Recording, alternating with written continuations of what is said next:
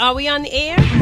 You're now in the mix with The Corner Radio, hosted by Kill, banging nothing but classic hip-hop, soul, and R&B.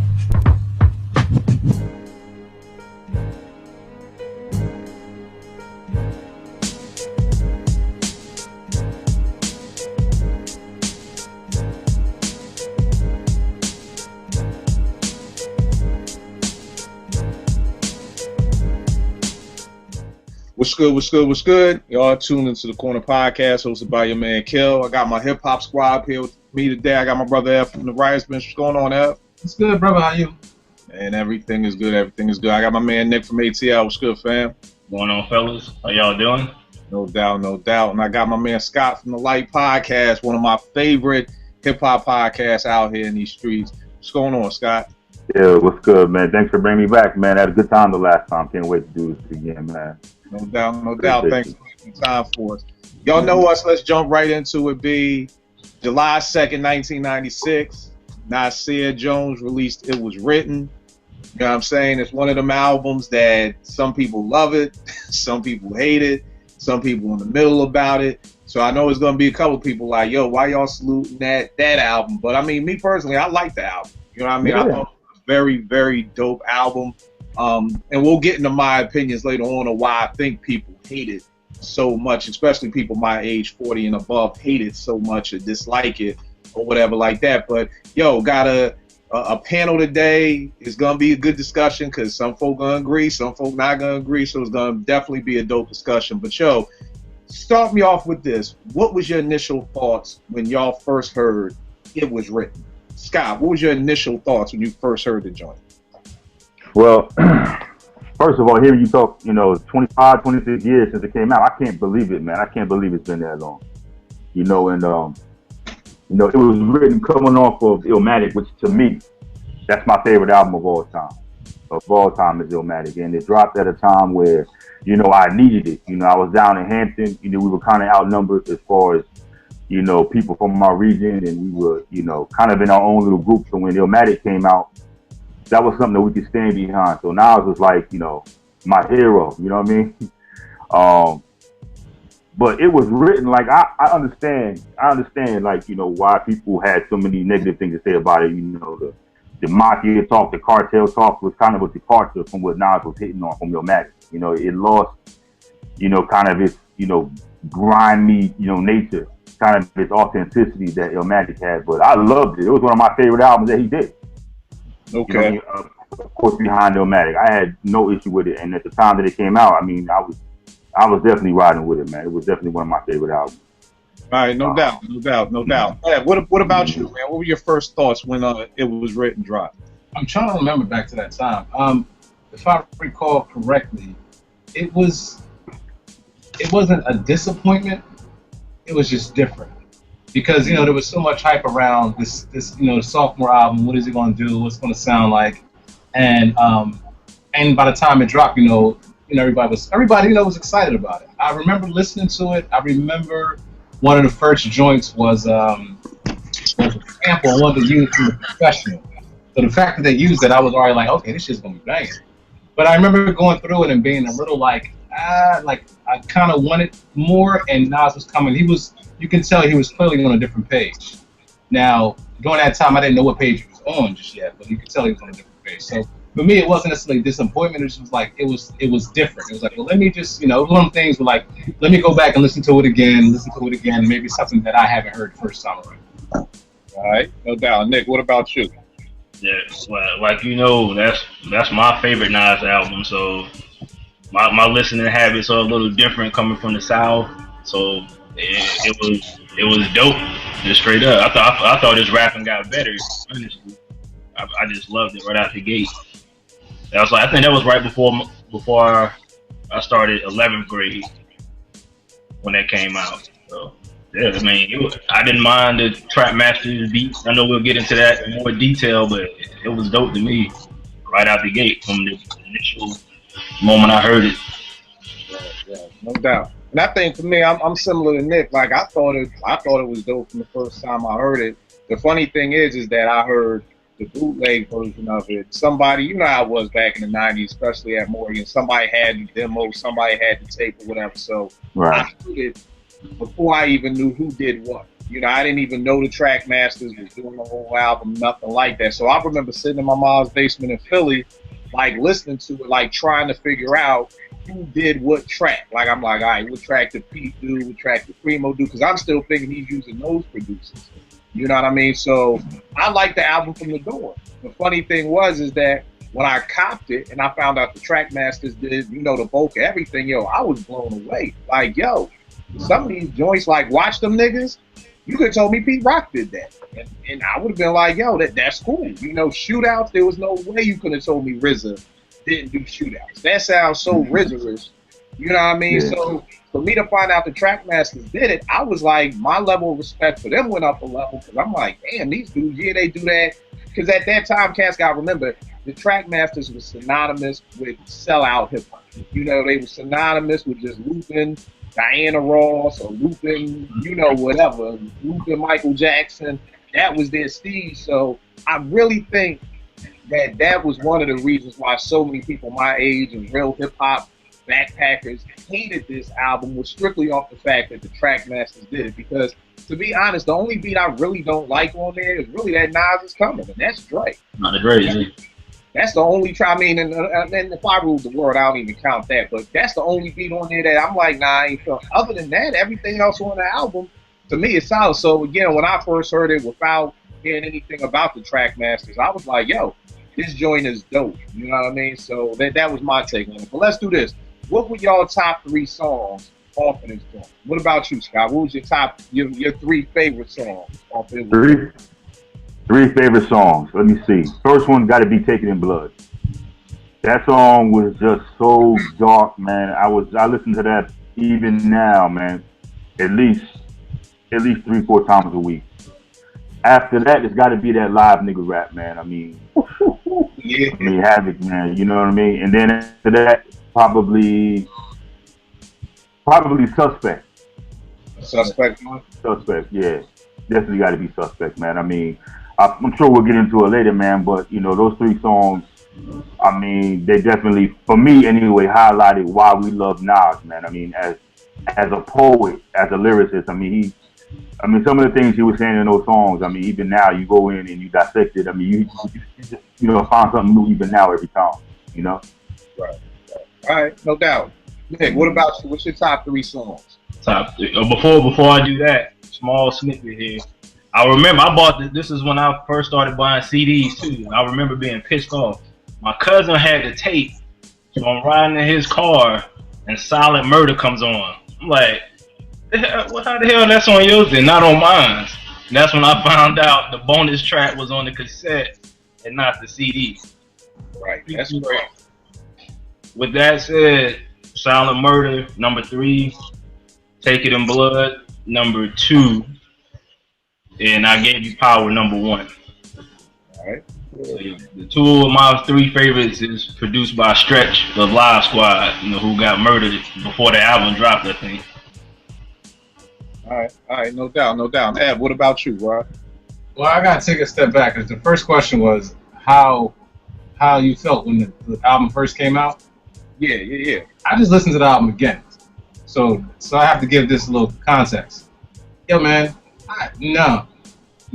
That shit was hard for me to get through. I mean, hard for me to get through that album. So I got to start from there. Because when you told me about the show, I was like, all right, I haven't listened to it in a while. Let me go back and listen to it. Yo, man, that shit was like pulling teeth, straight up. Now, my top 3. Hold on, let me ask you this because, again, you know, Ev, you know, I bring, you know, of course, you know the whole game, but you're an MC. So you see the game differently than myself, Nick, and Scott would, just being fans of the MCing aspect of this. So what exactly was it? Why was it hard for you to get through? Was it the lyrics? Was it the beats? Was it, like Scott said, the Mafioso rap? What made this so hard for you to get through? All right, I took some notes because I figured we would get deep into this. What made it difficult for me to get through with this album is I'll start with actual Nas first. because what I did was I listened to It Was Written, and then I was going back to Illmatic, just trying to do a little comparison. But the thing that I realized on Illmatic, Illmatic is like there's a cat on your block named Nas, and you live on either a row home or a twin house. All the houses look the same. Everybody's family in the same tax bracket. You out on the block, cat Nas comes out on the block, and he's basically talking to you about whatever's happening. On It Was Written, it's like he put 2 extra stories on his house, and now he drives up in this Beamer that has the fucking, you know what I mean, the windows is tinted, and the window comes down, and he's talking to you through the. It's like in one he's talking to you, the next other one he's talking at you. And for me, I feel like that had something to do with it. Like It Was Written, I could more. I'm sorry, on Illmatic, I can relate a whole lot more because I feel like he's talking to me, he's telling my story. When It Was Written, it's like, yo, he's talking at me about all this other shit that just happened in like 2 years' time. Like, how you become a millionaire in 2 years? So to me, the perspective was so drastic. So that was the first thing. The beats for me, the beats was the second thing. I feel like he had top line producers for Illmatic. Maybe I'm just not the biggest Track Masters fan, and that could have something to do with it. But I felt like on probably one of the songs that's my favorite on there is a Primo beat. And I'm thinking it may be a Primo beat because during that time period, Primo was known and he was masterful at this. He could basically take who you were as an MC and construct the beat around that verse. And I think he was one of the only producers that did that in such a beautiful way. And I felt like that was probably one of the beats that really fit what Nas was doing. Not that the rest of the stuff was whack, because it was far from that. It's definitely some dope stuff in there. But if I was to compare the two, because I was really doing a comparison. If I was to compare the two, it just felt like the first album, a lot of that stuff fit better to what he was talking about. But to answer your question, my top 3 joints, and I'm glad Nick brought this up because I completely forgot about Silent Murder. Silent Murder was my shit, and I remember now that was the first joint I heard before the album came out. So I was super hyped. I thought everything was going to be like Silent Murder. Like I was like, oh my god, this Silent is going to be. And when it came, it wasn't. And then the track wasn't on there, which I'm like, okay, the track's not on there, that's cool. But the rest of the album to me really wasn't like Silent Murder. But nonetheless, that was probably Silent Murder is probably my number 1.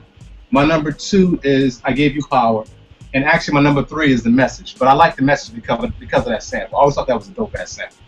Right. So that's my 3. All right, no doubt. Well, let me ask you this then: the mafioso rap that Scott brought up, a good point, and kind of what you were saying about the difference between Nas being on your block with Illmatic and on the second album, now him talking at you instead of talking to you. Do you think that, because I'll never forget the story, Quest always talks about the 95 Source Awards when Big won for MC of the Year, and everybody at that point knew it was going to be Nas. Nas probably knew it was going to be Nas. He probably already had his acceptance speech ready. They probably said the winner is, and Nas was already getting up. And then they said Big, and it was like, damn. And then Quest always said, you could look at Nas' face and be like, I knew right there we was never going to get Nasty Nas back. It's kind of like, we talked about before, the differences between Nasty Nas and Nas Escobar, and then, Nas again and everything like that. Do you think that this was just where he had to go because of what he saw? Okay, I gave y'all that real Nasty Nas shit, but y'all voted for a dude from Brooklyn talking all that money stuff. So now I'm gonna give you that. I thought about that when I was listening to it. It could have something to do with that. I also think it has something to do with when you're an MC and you're around other MCs, you're going to be influenced one way or another. And I felt like, because I got into this conversation with Vic about AZ, I feel like some of what Nas was doing might have been the fact that, basically, if I take a step back, basically, if AZ had Puffy, AZ would have been that dude. But the only reason why AZ wasn't that dude because AZ didn't have a Puffy. And I think Nas tried to follow a little bit of that line of what AZ was doing, and a little bit of the line of being more palatable and acceptable. So yeah, I do think that probably played a hand in it. I don't know if it was like, okay, I'm really trying to get paid now, as before, like I'm doing it because I'm in it and I'm an MC and I'm loving it. But now I need to kind of like change the focus a little bit because I got bills to pay. Label wants some of their money back. I'm sure that probably played a hand in it. Yeah. All right, no doubt. Nick, did you have a problem with like the whole mafioso, like the change from Nas being more of like the street poet to now everything being Nas Escobar and then having more illustrious tales? No, I mean I didn't have a problem with it. I think he took it a different route than say like Ray and Ghost did on Only Built for Cuban Links, because they was on the mafioso tip too, but it was more griminess to it. It wasn't as it wasn't extravagant how Nas kind of took it. But I think the the whole King of New York thing kind of made him go there too. Because he want to compete with Big, and without the record sales, you can't compete with him. So he kind of had to go that direction. Right. Now, Scott, you brought up the mafioso point. Did you have a beef with him now being on some mafioso Escobar type ish? I think at the time that the album dropped, no, I didn't have an issue with it. But now I'm more of a grown man, and I'm looking back and kind of like the discussion before about the comparison between Illmatic and this one. It was written. I have more of an issue with it now, as I see, the difference between the two. But I mean, I agree with Nick. I mean, it was something that I think he probably felt he had to do at the time, and listening to help with track masters and, seats out and things of that nature. I mean, I'm not sure how much money, he made off of Illmatic. I think I remember at the time hearing he was having money issues and things of that nature. I mean, he had to make money, he had to make a living off of this, And I think the direction that he took helped him do that. It helped him appeal more to the masses. It helped him, get a stronger fan base. It definitely went more commercial with it, So I guess now I have more of an issue with it than I did back then when it dropped. Yeah. And another thing, like if he gives us another Illmatic and it does those same kind of numbers, we don't get. I don't think he has the career he has. You know what I'm saying? Yeah. I think he end up with an AZ type career. I agree with that. Mm-hmm. And I think for me at the time, me, I'm a producer, so I'm listening to the beats first. Lyrics was coming second. I mean, to me, Nas was still spitting on this joint. You know what I mean? So for me at the time, I really didn't even probably pay that much attention to the mafioso hoopla or whatever like that. I just felt like, he was still spitting. The beats were still dope. And it's funny because, we kind of, me and Scott, we were chopping up on his podcast about just sometimes in hip hop, we don't understand how much a 2-year gap changes the game. Yeah. You know what I mean? So 94, you could make it Illmatic and it'd be held like that. I was wondering just before the show, like, okay, it's 96. If he comes back with Large Professor, who at 96, nobody even cares about him. Yeah. You know what I mean? Like, let's be real. Like, Large Professor's probably apex was Illmatic. After that, I think Resurrection, the remix he did, some of the remixes was still around that time. So like Large Pro was dead in the water. I mean, Pete Rock is still Pete Rock, but Pete had that time when he dipped too. Pete kind of disappeared from Main Ingredient until he came out with Soul Survivor. So the only one of those producers that was really still bubbling, and keep in mind at that same time, this is 96, we got Beats, Rhymes, and Life. So don't even get me started on Tips production. At that time. So if we even really wanted those same producers on this album, we're not getting those same producers. It's the same names. But I don't know outside of Primo if we're going to get that same sound. I don't want 96 Q-Tip on because that was Beats, Rhymes, and Life. So now we talking to Uma. I don't need the Uma. I don't need Large Pro on his decline. And I guess LES, he was going to loop up something like he did for Sugar Hill or for Life's a Bitch anyway. So to me, that was the track masters anyway. And nobody seemed to have a problem. And that's why I keep going back to I think it's the track masters. Because to this day... Well, I kind of challenge that a little bit, though, Kill. Let me just get this one last thing. We're going. Because my beef with Life's a Bitch was, they just looped Yearning for Your Love by the Gap Band. But I swear to God, I was the only person who seemed to have a problem with that. You know what I mean? So now it's just funny to me that now it's like, oh, the track masters loop a beat, nicing over it. Oh God, hell no, we can't. No, it's the track master beat. But ain't nobody have a problem with LES just using Yearning for My Love. Like, those are the things that I'm always talking about, that I don't even know if people understand that sometimes we have a bias towards certain people. Because if your beef is, yo, I shouldn't be rhyming over a track that I know, then life, so you can say, yo, I love the lyrics. Like, it has nothing to do with the lyrics. And AZ and Nas killed it, but nobody I knew had a problem with the beat. But then if Nas raps over a loop that we all know and the track masters do it, oh God, this nigga done sold out now. But what were you gonna say?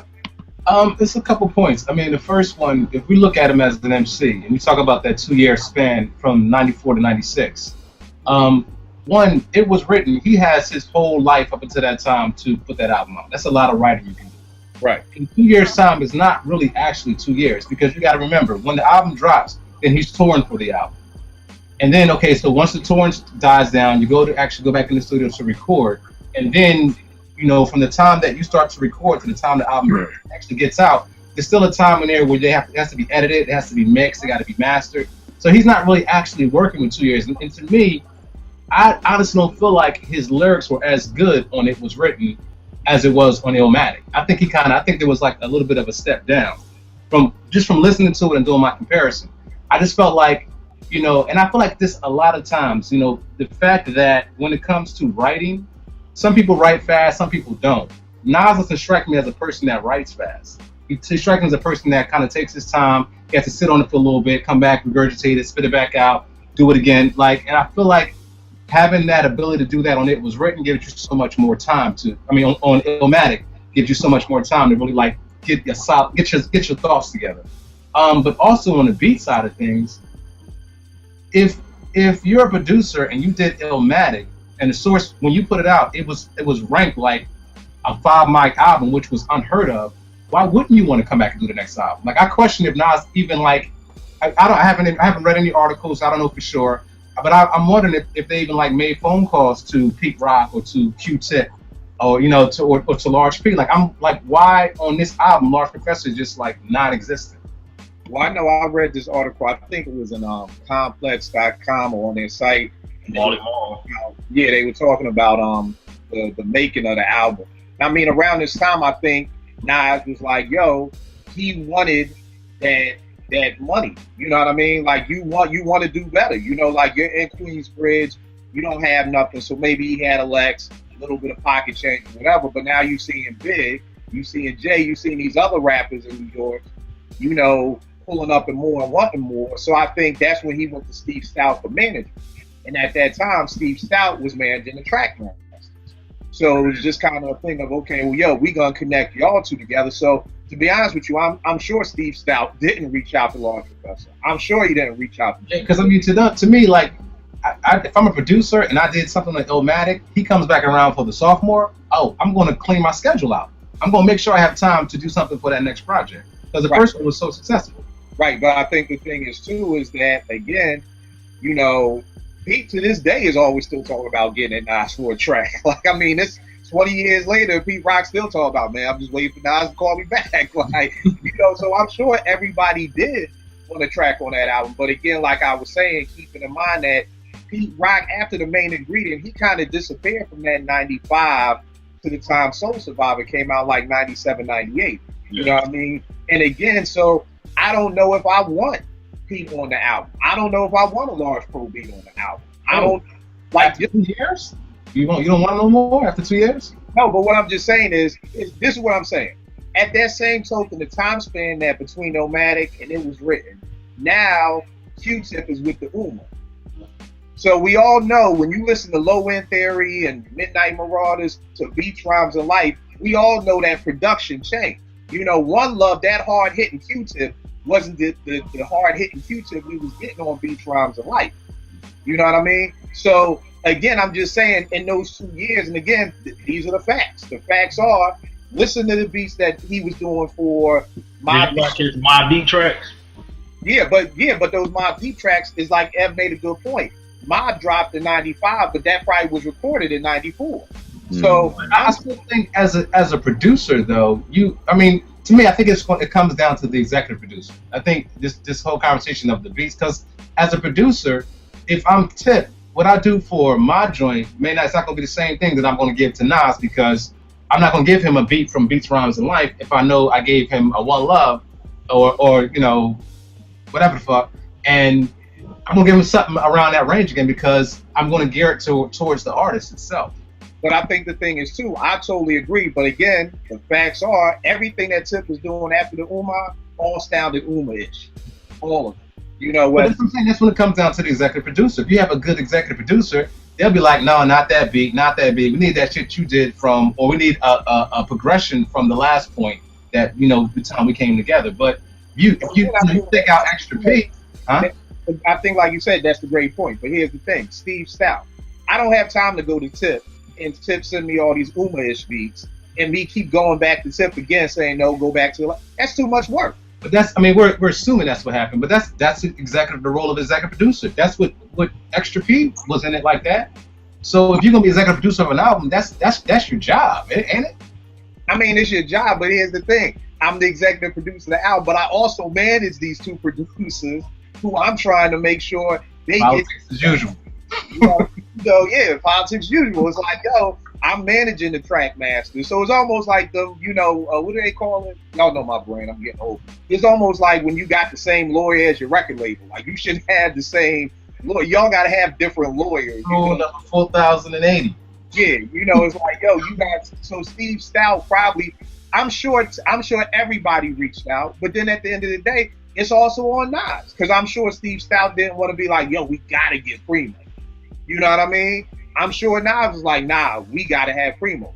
I don't think Steve Stout would have been like, all right, well, we need 2 Havoc beats too. I'm sure that was something Nas was like. So at the end of the day, Nas could have fought with Q-Tip and all them, but again, we don't know if he did, if he didn't. We don't know any of that stuff. But when the first time out, you don't think he did it the first time anyway, because again, Extra P was the one that was putting those pieces together. So all he had to do was sit back and just like spit. Right.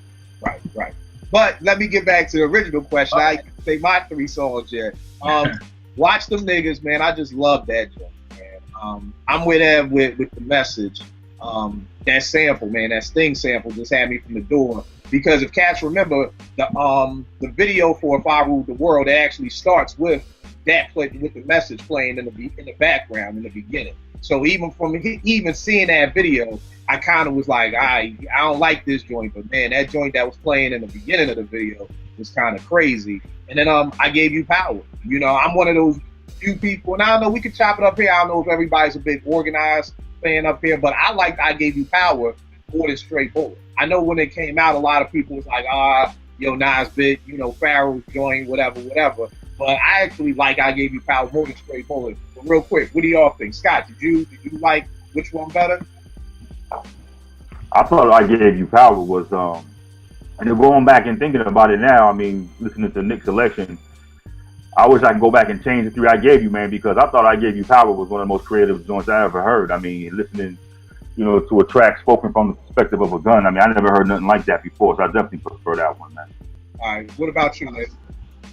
I mean, I actually like Organized Confusion, Straight Bullet a little better. But I mean, I Gave You Power was dope. My only problem, me and you went back, talked about it on Twitter. Nas didn't give the listeners enough credit with the intro. He didn't have to do that because he was descriptive enough where you knew what he was talking about. So I didn't like the intro of the song. Right. Yeah, I kind of felt like he thought we was like illiterate or something, like a weed guy. It's like I'm a gun. It's almost like Common starting off, I used to love it, like, it's like hip hop is a girl. Yeah. Girl. And then that I used to love. It's like, you would have got it even. Yeah. What about you? Honestly, I don't remember Straight Bullet off that album. So when I was listening to it today, I was comparing it to what is it? The Chris joint. Can't Wake Up. Oh, Can't Wake Up when he was blonde. Just rhyming from a different perspective outside of an actual a thing, as opposed to rhyming from your own perspective. So I thought about that. Well, that's one thing too. I add to the reason why I'm not too crazy about that album is the skits. I don't get it. It skits through that whole album, and Nas is not an actor. does not do it well. Like that's not his lane. It's just really not. So the skits, every time I heard it was another skit, I was like, oh man, I'm tired of these. Oh, another skit. Oh my god. So, yeah, the intro was hard. The intro was definitely hard to get through. I definitely agree with you on that. You know, the funny thing with me is I think De La was like the only people who I like actually like they skits. Like half the time, the albums that had skits, I probably never even heard them because I'm like, oh, 38 seconds to skip that. Let's do prices.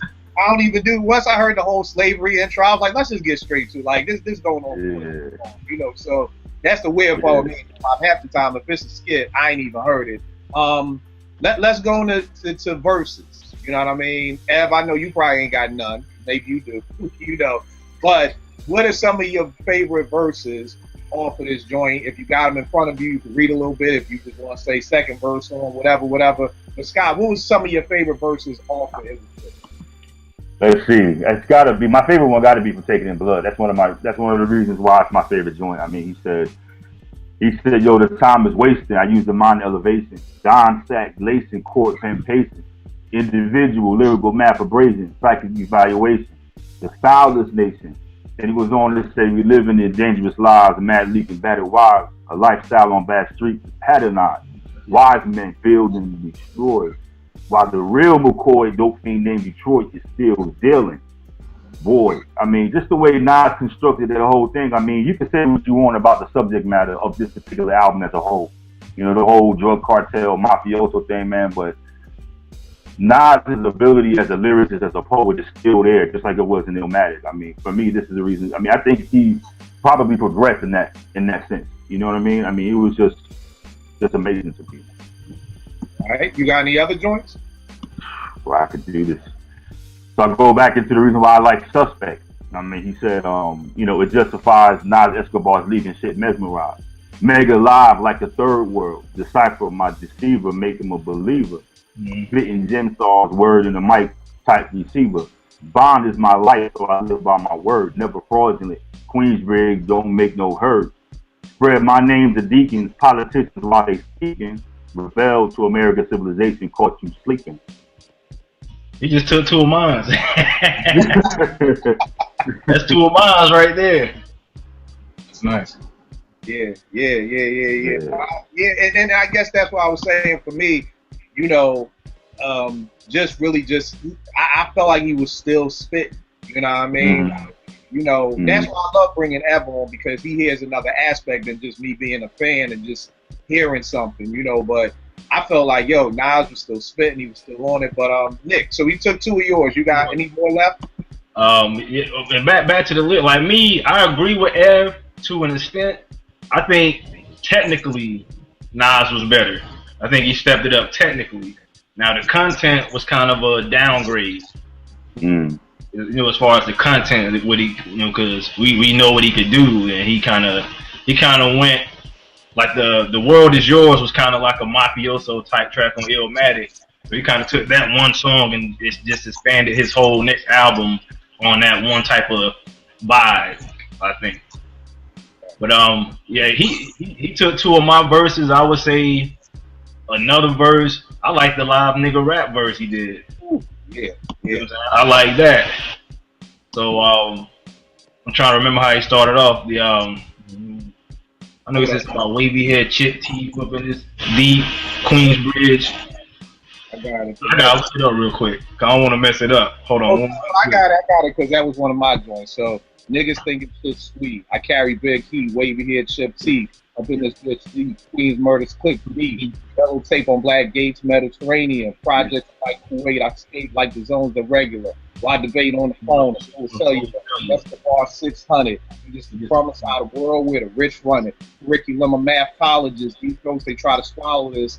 Anthropologists, dynasties of great knowledges. I preserve in my dome. Niggas mic's full of silicone. Spots blow gorilla ice on killer's life. I put my word on it. Now you can sleep on the rock or swerve on it. Menage a trois. Every lodges be smooth fan, but then rougher than El DeBarges. Catching charges, a marksman living heartless. Grab a cartridge, cock my shit on some mob shit. Niggas in my and Across the thoroughbred, heads bop, I see him. Yes, that's all right there. Cause like Mobb Deep, they rap, but then when Nas came with that flow, I was like, yo, Yeah, like this. Nah, like technically he was a monster on the album. Like him, Three Stacks and Black Thought in '96. Like from a technical standpoint, you just couldn't mess with him. Nope. yeah, I think my favorite part on there was when he pauses like, now you could swerve on the rock or swerve on it. Nas just menage a trois, just no matter the way he just. Yeah, man. It was cold, man. Have you looking straight, bro? Tell me a lyric or something you like, bro. Yeah, I'm gonna tap out on this round. I have to turn the light out. Like, I'm gonna catch y'all next week, man. Like I said, Silent Murder was one of my favorite cuts. Not just because of the lyrics, but because the way that he wrote that beat. I thought it was pretty superb. I thought Live Nigga Rap was definitely a dope verse. But for me, I don't know. Listening to his rhyme style, not that he lost a step, because I don't want to make it that drastic or extreme. But I'll say that he reminded me more of Raekwon and Ghostface, the way that they rhyme on It Was Written, and that was not necessarily the way that he started rhyming. Now, it wasn't so much of a drastic shift or drastic change, and this is beyond like the Mafioso thing. I mean, just like the pattern that which he would write, it just sounded a little bit more with them. And for me, when they first came out, I wasn't the biggest fan because it was almost like it was like a scattered mind thought kind of thing. Like, here, then I'm here, then I'm here, then I'm here. I mean, I'm probably not doing a great job of trying to express that, but to answer your question, Street Dreams and Live Nigga Rap was probably the first two that really stands out for me. All right, no doubt. For me, I got we already talked about the Live Nigga Rap. Watch Them Niggas, the second verse, man. I don't know.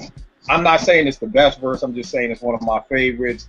Now, how can I perfect this? Living reckless, die for my necklace. Crime effective, driving a Lexus with a death wish. Jet, checking my message on the speaker. Popping the Mona Lisa, brown reefer, 10 G's, gun in my visa. CD cranking, doing 90 on the Franklin. D. Roosevelt, no seatbelt, drinking and thinking. My man called a bad one. Niggas is frightened.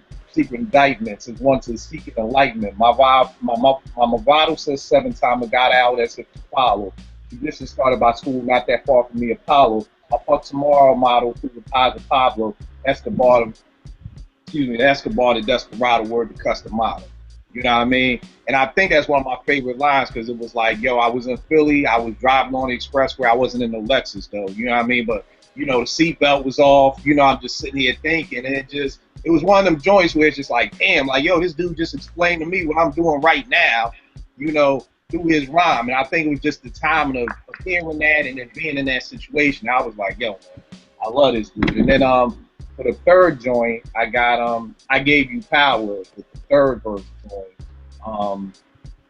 He says, weeks went by and I'm surprised, still stuck in the shelf with all the things that an outlaw hide. Besides me, there's bullets, 2 vests and then a 9, then there's a grenade in a box, and that detective kept crying because he ain't been clean in a year. He's rusty and clean, about to fall to pieces because of his murder career. Yo, I could hear somebody coming in, open the shelf, his eyes bubbling. He said it was on. I felt his palm trouble and shaking. Somebody stomped him out, his dome was aching. He placed me on my waist the moment I've been waiting. My creation was for blacks to kill blacks.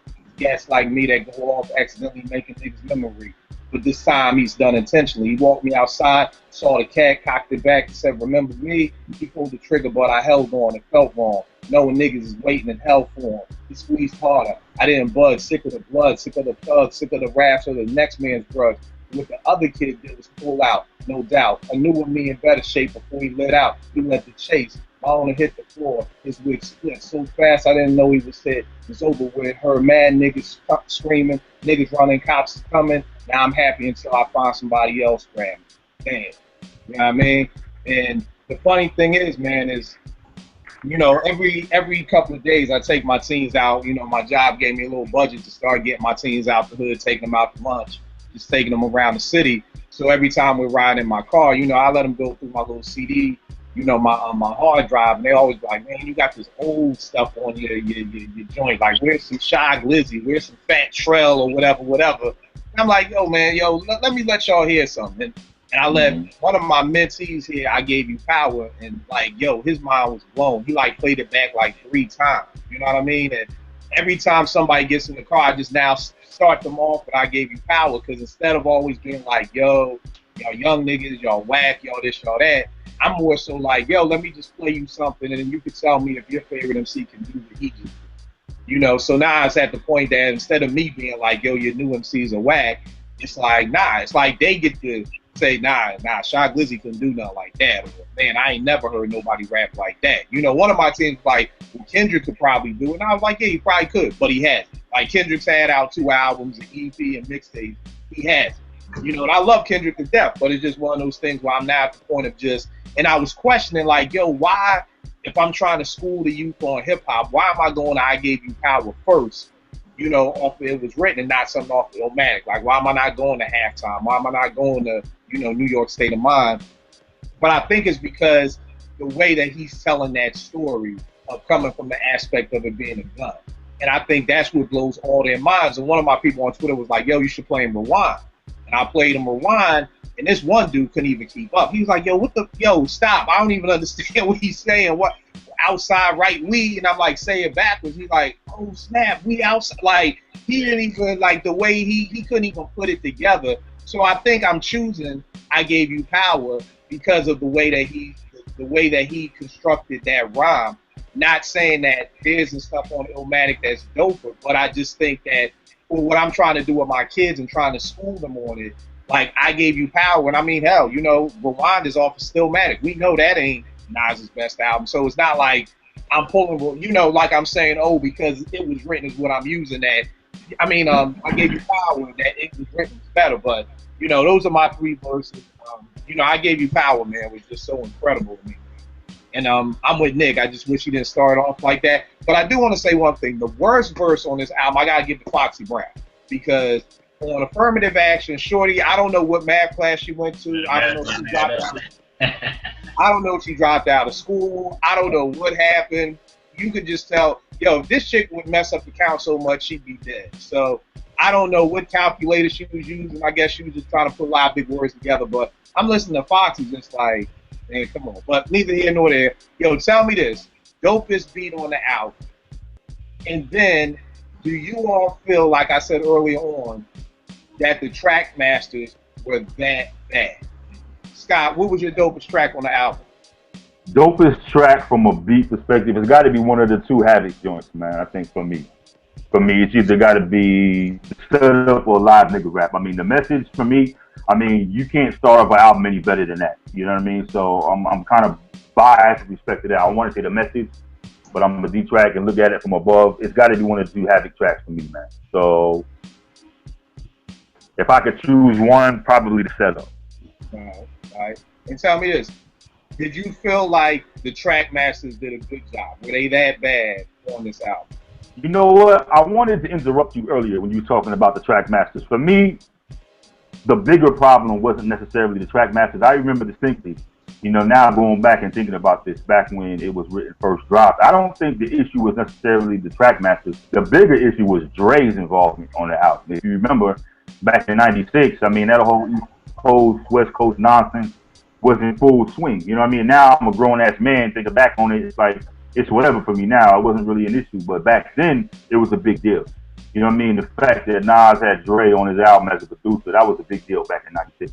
You know, in more so of a negative sense. And to me, that wasn't one of his strongest songs. So I had more of a bigger problem with Dre being on the album than I did with Trackmasters. I don't think that Trackmasters did a bad job. You know what I mean? I really don't. I think you know, I don't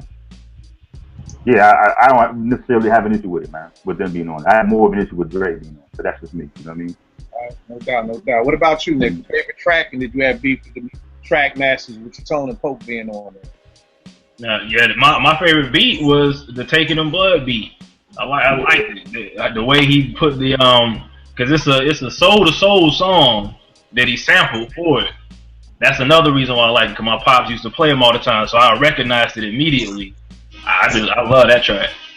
Love it. And on the Trap Masters tip, I guess it's me coming from Atlanta. I didn't hear all of the hatred towards the Trap Masters because we don't know the ins and out of the East Coast like that. So I didn't know that people didn't like him like that. I mean, they did cuts on Ready to Die. So yeah, like me, I didn't know the ins and outs of the Track Masters. I thought they did a good job. I mean, if you look at it, they only did like maybe 10 tracks. Right. You know what I'm saying? Because I know LES did one, Havoc did two, Cream did one, Dre did one. So they only ended up doing like 9 or 10 tracks. Live Squad, yeah, Stretch did one. So yeah, the tracks that they did wasn't bad to me. Mm-hmm. All right. I agree. What'd you say? Talking to me? I said we back. You went to sleep on that. I'm back. You talking about Track Masters, right? Nah, it's not that. Well, to answer your question, the loudest beat to me was Silent Murder. I just think, to me it was a ridiculous beat. The fact that you bring steel drums, you put steel drums. Not to cut you off, Ev. I meant Silent Murder, not Take It in Blood. Silent Murder is the joint with the Soul to Soul sample. My bad. Nah, it's all good. Yeah, that shit, man, with the steel drums, I just think that was ridiculous. And then you put dirt drums underneath that, and then he's like killing it. Again, which is the reason why I thought the whole album was going to be like that different kind of Nas. I was ready for that. Like, I was ready to be ushered into that thing right there. As far as the Track Masters messing up the album, I mean, You're saying I know, honestly, I don't think it's necessarily the Track Masters. I think it's the executive producer. Because the Track Masters has some stuff with everything to me fit Nas's verse, not necessarily. But I think the executive producer could have walked in there and been like, yo, let's not do this, that. Because I feel like Track Masters has some shit. I just wish it was some better stuff throughout the album. For me. I think, cause for me, like, the album, and look, I'm going to say this, I say some controversial type stuff. And people want to hit me up on Twitter, but they can, because I don't read it. So it's all right. So my thing is, It Was Written is great background music. If I'm cleaning my crib, if I'm doing laundry, if I don't have to be tuned in to anything at that moment. Like, I don't necessarily have to have my ear like straight to the thing, hearing everything that's coming through. It's great background music. Because honestly, sitting here today trying to get through it, my mind started drifting away. I started reading stuff, and I'm online, and I'm like, oh, it's right, let's listen to this album. It's great background music. But for me, it wasn't, it's not like, I have other Nas albums outside of Illmatic that I like better than It Was Written. I'll say that. All right, let me add on to what Ev just said. Doing this and thinking about the Jay-Z one we did, Reasonable Doubt had more damn moments than It Was Written. I will say that. All right. I will say that. Now tell me this, Ev. Are you looking at this as a fan or as an MC? And the reason why I say that is because the Game's last album, the documentary 2, the first half of the album starts off with somebody that they done looped up Erykah Badu's On and On. They loop up the old Showbiz and AG, Digging in the Crates. They loop up Biggie's Kicking the Door. So when I'm listening to it at first, I'm like, yo, I don't want to hear this, man. These dudes just looping up stuff like, I don't know. They looped up Stephanie Arena by Gangstar. And I was just like, yo, this is trash. But then I was like, you know what? Let me just listen as a fan. Like, let me take off my producer hat. Let me take off the whole, I know what they use and they just jacking for beats or whatever like that. And now I can sit back and say, yo, I enjoy those songs for what they are. But I had to take off my producer hat, because if I kept my producer hat on, these songs were whack, because I'm like, yo, how you just gonna rhyme over Stephanie Arena? How you just gonna rhyme over, Erykah Badu's On and On? So do you think you're looking at this strictly with your MC hat on, or as a fan, or both? I would say definitely not as a fan. Anytime I listen to anything, I always like to start from zero and then let it go from there. And not necessarily like, you can have the influence of the last work, or you can have the uninfluence of the last work. But I try to give everybody like, let's start from zero and see where we go. I'm listening to it from the audience perspective. Now, me being an MC and starting as an MC, I'm a beat head for sure. But starting as an MC, there's really no way for me to disconnect that part of listening. I can't listen to it and not give an MC ear to it. If that was the case, I might like Puffy's album. You know what I mean? It's fun. It's so so I mean it's almost impossible for me to do that. But it's Nas. I mean, you're supposed to listen to Nas from any MC should listen to Nas from an MC perspective because he is one of, like I said, there's 3 MCs for me right now to date that have changed the state of rhyming. Like they have elevated from past rapper, past MC, past lyricist, and he's one of those 3.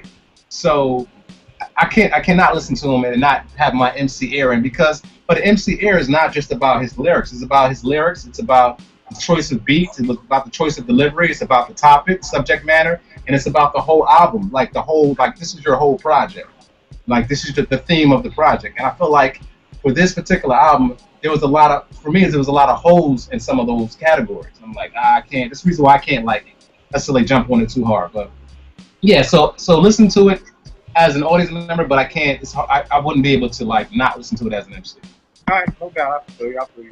And for me, I think I'm with Scott as far as the dopest beats. I love the setup and live. Like Havoc at that time, I just think was in his zone.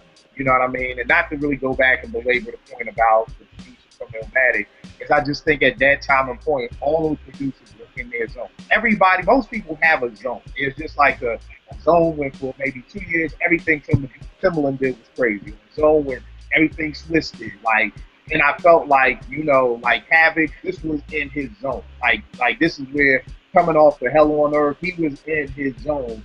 And I think that's a big picture you gotta look at too. Like I was saying from the executive producer, I gotta find out if you in your zone. Like if I was talking to somebody the other day and I was like, yo, I don't want a Nas Primo album. You know what I mean? I don't really want to hear Nas over 2016 Primo beats. Now, Primo want to go back to 95 and 96 and pull out some old discs and have Nas rhyme over that. I'm all ears. You know what I mean? But I feel like Primo's not in that zone that he was in during that, J. Rue and Blue Home and Moment of Truth. He's not in that zone anymore. You know what I mean? I think every producer goes through that. Alchemist to me is one of the few who don't. Alchemist been killing the game from 2000 and now. But I felt like Havoc was in that zone. So I'm with Scott. I would have to pick either one of those 2 beats. And again, for me with the track masters, I honestly, truly believe it's like y'all will watch them court shows and somebody will blurt out something and then the judge will be like, yo, jury, act like you ain't heard that. That's what you gotta say as the judge, but the jury heard it. You know what I mean? Like they already heard it and you can't go back and take back what you just heard. I really believe that this will be, people will look at this album totally different if it said produced by a lot of different people, and those beats would not have to change. I truly and honestly believe, because like I said, if people got beef with Nas rhyming over loops, why don't nobody got beef with Lights and Bricks? You know what I mean? You believe that, Ken? You believe that? Do I believe it? I truly do, because here's the thing. Again, y'all know me. I don't do opinions. I do facts. Mm-hmm. Everybody knows Yearning for My Love. Nobody heard Life's a Bitch and was like, oh man, wonder who, I gotta call my uncle. And we all knew what it was, and nobody had a problem with it. So now, why all of a sudden do people have a problem with it? And then on top of that, nothing that the Trackmasters did outside of If I Ruled the World was just some old loop that you knew offhand. So again, that's the facts. I mean, unless y'all can sit here and tell me now. Well, I mean, I can't say that because I've never heard anybody say that about not liking it because the Trackmasters were looping. I've never heard that before. All right. Well, I know a lot of people didn't like it because of Trackmasters. Everybody looked at it like he's selling out. I remember when If I Ruled the World came out, I was like, yo, he's just rhyming over the old, that's not what made it. That's not what made If I Ruled the World whack. It was whack because it was just whack. It wasn't because of Trackmasters. That shit was whack because of Nas. It was whack. He made that song whack. And don't get me wrong, I didn't like the beat either, but I'm not going to blame that on Trackmasters. You can't blame everything on Trackmasters. It's like, you know what it is? It's like we blame everything on the devil. Y'all ever heard that? Yeah, exactly. Devil did anything. Devil damn, I ain't even outside the church crying. They walk up like, hey, what's wrong? This is devil. Like, man, they in there blaming me for everything. Y'all blame me. But now I feel what you're saying. I'm just saying that the cats that I was around, everybody that I knew was like, oh man, that's whack. He's just rhyming over that. But then I'm the one sitting here scratching my head like, well, when he was rhyming over, yearning for your love, nobody had a problem with it. Like, like, so again, and I truly, honestly believe that people will look at things like, oh, such and such produced that. Oh, I've seen it. I've seen people play a beat and it'd be like, yo, that was all right. Yo, that was one of them Primo beats. Oh, snap. Yo, play that. Yeah, that's what I was about to say. I was about to say that. Yeah, I've seen people go from, yo, play that beat. Yo, that's Primo. Oh, snap. Oh, no, I was just joking. That's one of Kills beats. Oh, it was all right. I've seen that. So, again, these are facts that people let who produced what influence how they feel about the beat. So, again, it's like, I've seen it happen a million times, bro. So I just really do believe that. I mean, if it said RZA on Shootouts, I'm sure Shootouts would get even more love. Like, even if people like it, they would like it even more because RZA did. But that's just me. But to do it like this, it's always been a discussion. Oh, and you know what? Let me ask one thing, because I was wondering this too. Like, I do think Nas probably decided, you know what? I got to get some more money. I want to live a little bit better.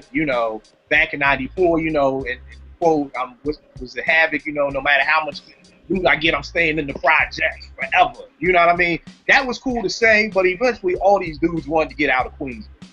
But I'm also just wondering that in 2 years, sometimes you grow, and I guess it's more of a positive growth. And what I was trying to say is that, like, yo, if we hung out in high school or we hung out in college and, I was wild, smoking weed and wilding out, now I've graduated and got a job 2 years later and I'm more calmed down, cats may be like, yo, Kill changed, man. I don't really rock with Kill like that. It's not that I became a worse person. It's just I just grew. I matured a little bit, But I wonder if, like, do we hold that against MCs? Like, sometimes I feel like we wanted Nas to stay in that Illmatic box forever. Like, we wanted Nas, like, for his whole discography. That comparison is a little shaky, though, because he became Mafioso. Right. And like you said, it's not a great example for Nas. But I guess I was just saying in general with some of the artists, like, we want them to stay in this box, and we don't want them to go. Niggas. Well, I mean, I honestly don't think I'm like that. I want artists to grow because I'm growing. So if I'm growing, I want my artists to grow. Like, it's good to do music when I was 19, but if me and the artist turned 32, give me some 32-year-old. Give me something that can relate to what I'm doing. Right? Like, we can grow together.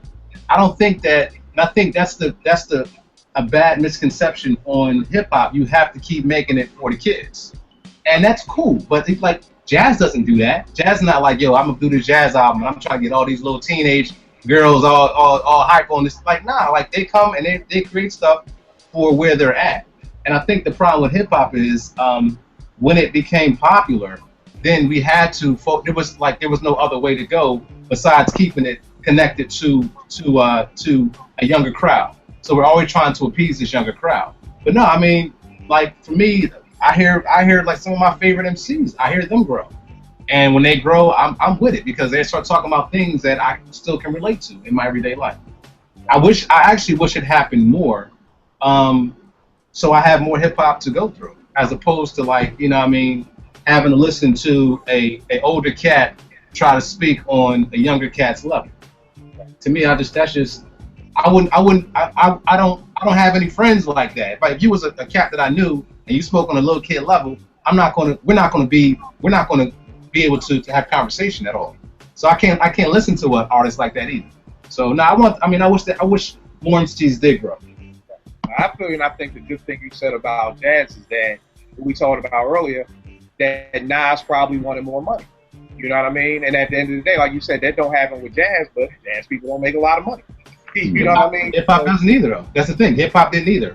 When it became popular. What I mean is that if jazz artists, like, and not to dive too much over there, that, like, kind of like with Robert Glasper, for him to win his Grammy, he basically had to make, which some jazz musicians would call, a sellout album, because he had to go out and get Common and Crusade and Erica and all the R&B people. So you win for this jazz album, but truth be told, Oh Yes with Chrisette Michelle and Music Soul Child, produced by Brian Michael Cox, ain't no jazz album.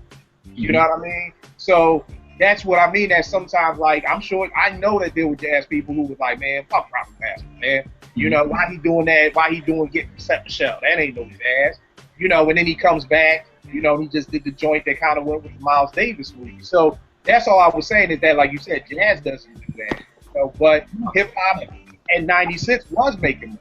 You know, it was the illusion of it was making money. You know, I feel like you know that's a valid point, but I think we make those points. We have to go back and look at everyone that we chastise. We have to look at Puffy and be like, oh, no, Puffy's cool. We have to look at everybody that kind of made that transition to making money, quote unquote, making money.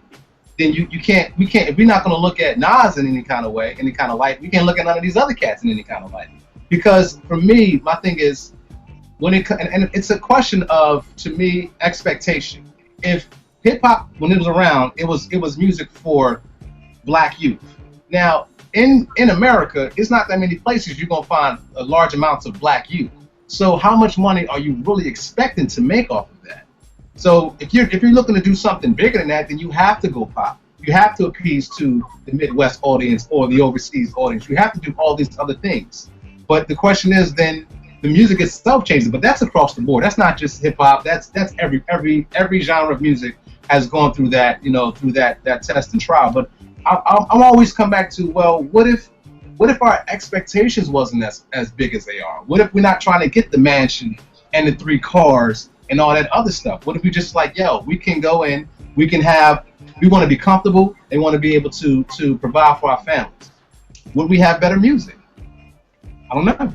I think we would have better music, but I think the hard part is too is that, you know, a lot of these people, it's funny, I used to never, you know, I never really rocked with Cash Money, nothing like that. But I remember I don't remember if it was Baby or Lil Wayne, this was back in the day. And I think it was Baby trying to explain why he buys so many cars. And he was like, yo, I grew up there poor. You couldn't buy nothing. You know, so now that I got money, I want to enjoy, like y'all, other dudes, y'all had Christmas. Y'all had food on y'all table. Y'all ain't have to keep the stove open with the burners on. You know what I mean? So it's easier for y'all dudes to grow up middle class to be like, oh, yo, why don't you just keep it real? Like, dog, I grew up dirt poor. I grew up eating sandwiches with nothing on them. So now that I got some money, I want to go out and buy stuff. And I had to sit back and say, yo, I can't be mad at that. Because you know what? You're right. I did have food on the table. Well, yeah, but I'm not saying not enjoy yourself. I'm saying when you make that kind of a step, then you have to maintain it. In order to maintain it, you have to change your art. Right. So if you're going, it's the Hammer thing. Like, okay, I'm Hammered, I got all this money, I'm gonna do all this extra big, extra large stuff. But yeah, you can get it out the gate, but you have to maintain it. So if you have to maintain it, now you have to do a lot of things that you wouldn't have done before in order to keep that cash flow coming. And I think that's why Nas, for some people, his discography has those holes. Because you're right. He did It Was Written. Probably started getting some more money. Now he's on MTV. He's performing, you know, a little bit more. Next thing you know, he's doing songs with Genuine talking about, oh, I owe you back. You know what I mean? So you're right. Like, he had to keep going. And then maybe that was the point where, you know, I know after all that, he was ghostwriting. Like, if Nas still stays Illmatic, it's kind of what I always say about Big. If Big didn't get with Puff, Big would have just been like a Big L type MC. He would have been nasty. He would have been dope, but he would have never got to the masses. You know, if Nas stayed with Illmatic, I mean, I don't know nothing about Nas's paper, but I know he's got an ill pen game as far as ghostwriting for other people. Mm-hmm. I don't know if he becomes the ghostwriter for Puff and all these other people if he stays in that Illmatic mode. It reminds me of one of my dudes at Morgan, and we be watching videos, and I'd be watching punks jump up to get beat down. I'm like, yo, that's the crowd I want to be with. But then, like, the Brats Give It To You video, I don't know if y'all remember that. I was like in a mansion, and Puffy was there, and Biggie was there, and Toto was there. And my man was like, nah, I want to be at that party. You know what I mean? And like you said, it depends on who you want to run with. You know what I mean? He wanted to run probably with Steve Stout, you know, who's going to be getting you involved with Puffy, who's probably like, yo, I can get you a publishing deal, I can get you this, I can get you that, you know, whereas Large Pro is like, yo, I mean, I could hook you up with a bit, I could do this, I could do that, but as far as promising you the riches of what's to come, you know, Nas decided to go that route. Like you said, you got to keep that up. Yeah, you can't do It Was Written and start running with all these circles of millionaires and go back to making Illmatic. I think KRS-One did a lecture at Temple University like back in the day. On my door first. And when he did Hold on real quick. All right, no doubt. When he did the lecture, he stated that he was like, "Yo, I can't necessarily make millions off of hip hop, off of my art, because then my art has to change. So I'll get exposure, I'll get some money, and then I'll take that money and I'll start some type of business over here to make my money. Like for instance, Nas has like he's a great investor right now. He has some really good investments that he's making good money from. But I think, man, I wish we would have had that mentality back then, as opposed to having to change our art. Instead of that, you could have just like, okay, we're going to make some money. We're going to start this business over here to create funding. Because in the end of the day, if you're an artist, you have to do what's true to your soul. But if you're at a point where you have to like go between, okay, am I going to choose to eat the way I want to eat, or I'm going to choose to stay true to my art, you're going to choose to feed your stomach. That's just a given. But if we are able to take ourselves out of the equation of using our art to necessarily pay all of our bills, and we find another way of paying our bills, then you can do what you want to do, because then you have more power. Then you can't. Then it's a label exec can't be like, yo, we got to do it like this. Like you're like, no, I'm gonna do this shit the way Beyonce did it. I'm gonna do it the way I want to do it, and I'm gonna put it out the way I want to put it out. Right. And I mean, I think the hard part with that is, like you said, Nas has some good investments now. Now, yeah, that wasn't the case back then. I don't know what nobody thought about that. I think only person I knew was maybe like Common. I don't know what he made off Illmatic was going to be enough to invest in. What he's now able to do. I mean, this dude. Everything starts at one point. Like when Common dropped his thing, he became a landlord, and he made income off of being a landlord. I mean, yeah, bro, but being a landlord and being able to get the investments that Nas has now, I'm sure it takes a little bit more money than Oh, that's what I'm saying. But that's what I mean. Our ideas of success has to change. We can't come in with these like European, white American ideas of success and want to get to that point. There's nothing wrong with that, but along that line, you're going to have to sell something. You're not going to just walk in as a whole person the way you walked out of your house. You're going to have to give something up. You're right, but I feel like that could go across the board with music. It goes into it. Oh, yeah. I mean, completely across the board, without question. It goes across the board. But let me ask y'all this. It was written versus Illmatic. Which one is better and why? I think we already know. We can play back the whole show. Is there anything that we missed to give which one is better for you? Which one is better, Ev? I think we know. But Illmatic. Okay, cool. Scott, what about you, man? Definitely Illmatic. I mean, Nas was hungry. He was really getting after it with that album. It was authentic. I got a big thing with authenticity. So definitely for me, Illmatic, man. All right, no doubt. And Nick, what you got, man? I know what you got. I'm the lone soldier. Yeah, I need a y'all on this episode. For me, it was written by Nose Hair. And you know what? With that being said, I wish Bezo was on this show. I need a Bezo. Bezo been at? I ain't seen Bezo. Trash. She don't even like it at all. I feel bad that I'm doing a salute show for an album and you dislike 90% of it. But I wanted to bring. If I would have brought Bezo in, it's like this wouldn't have been a salute show. It would have been a Let's Kill Britain show. So yeah, but and the thing is that I've always said, like when I talk with Nick and Yao and even my man Esco, because they're a little bit younger than me, like I get why people can feel it was written with better. You know what I mean? And I did a show a while back, like however old you were when Illmatic dropped tells me a lot about how you see hip hop. And that's very true. If you were 12 when Illmatic dropped, and then you're 14, that's a big difference in the way you listen to music. You know what I mean? So it's like, like we always talk about when music drops. Like I always say, I can listen to Marvin Gaye's What's Going On a million times, read every book, but I wasn't alive. I was alive, but I wasn't there when it came out. I don't know the effect of it. So I get why people say it was written in. To be honest, I'm not mad at it. I mean, I think it was Illmatic, but again, I'm not going to be mad at nobody who's younger than me who feels that way. I may get a question. Is it was written? Is that your number 2? Nah, we about to do that next. Oh, my bad. But I was going to say, I would probably get into a discussion with somebody who's my age or older who says it was written. Like, I would want to understand more. Not that I'm beefing with you, but I would just want you to kind of explain to me a little bit more. But like Ed was about to go into, where does It Was Written fall into your Nas discography? You know, Nick, we know it's your number one, so we're good with you. Scott, where does it fall in Nas's discography for you? I think it falls exactly where it is chronologically. Number 2. Number 2. Mm-hmm. Okay. Can we do a top 5, Nas? I mean, we could. I was just saying top 3, but if you want to do your top 3? Top 3? Yeah, that's cool. Top 3 Nas. Top 3. Okay. Life is Good would be number 3. Illmatic number 2. It Was Written number 1. All right. And Scott, what would your number 3 Nas album be? Probably for me would be Godson. Yes. That's underrated as hell too. Yes. That'd be number 4. Yeah. All right, so yours is number 3. And what's your chronological order of Nas? We know it's number 1. What's 2 and 3? 2 and 3 is probably Godson. 3. I mean, this is where I should say It Was Written, but I don't know if I'm gonna say that. 3 for me might be. Shit. I might be stuck between Stillmatic and I want to say Hip Hop Is Dead, but Hip Hop Is Dead had a lot of holes, but they had some bangers on that joint. Oh my God, it had some bangers. I might say Stillmatic might be my number 3. All right, so you're going Stillmatic, Godson. Illmatic, Godson, and Stillmatic. All right, cool. And for me, I'm probably gonna go Stillmatic. Illmatic or Stillmatic?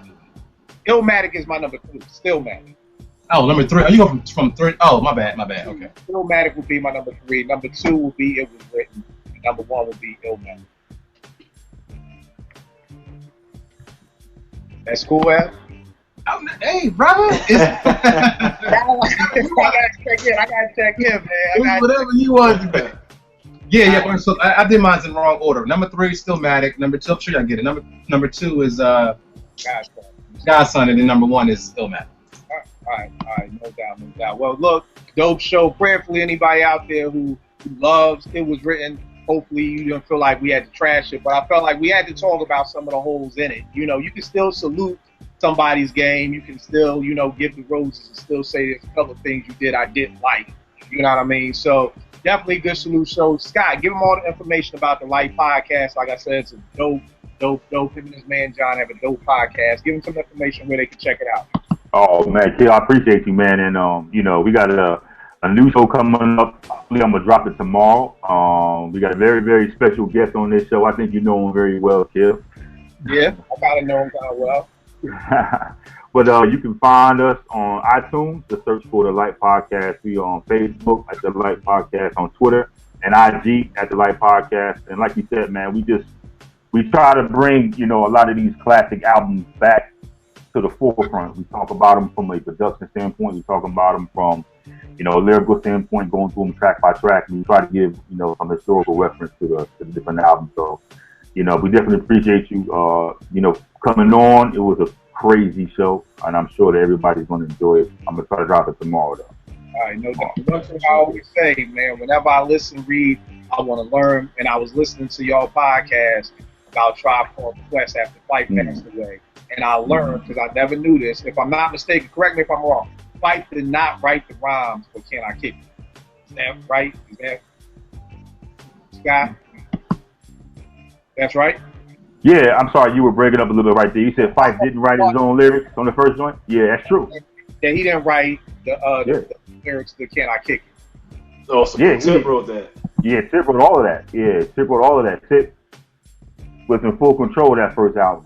Right. You know what I mean? Fife didn't really kick in. Fife didn't really get involved until the Low End Theory. You know what I mean? Yeah. And so again, that was something, I consider myself a hip-hop historian. I had no idea that I learned through their show. So just a testament to say, if you tune in, definitely, no matter how smart you think you are, you probably definitely going to hear something, learn something new. That I appreciate it. You gotta know. So, that's definitely a salute for you. Nick, I know you ain't big on Twitter, but give them your stuff. We got to keep them going with the song of the day, and the one gotta go. Only one way to win. Only the number 1 way, the number 2 WYNN 79 on Twitter. And as we know, you can give a hell less, bud. Yeah, man. Yeah, hit me up on Twitter. Give me all your thoughts and everything. You know what I'm saying? It's a 151. Oh God. Y'all already, Hit me up. y'all already know what it is with me. Kill 889 on Twitter. We'll make beats and food. Another dope show, y'all, man. Appreciate the hell out, y'all, man. Peace. Peace.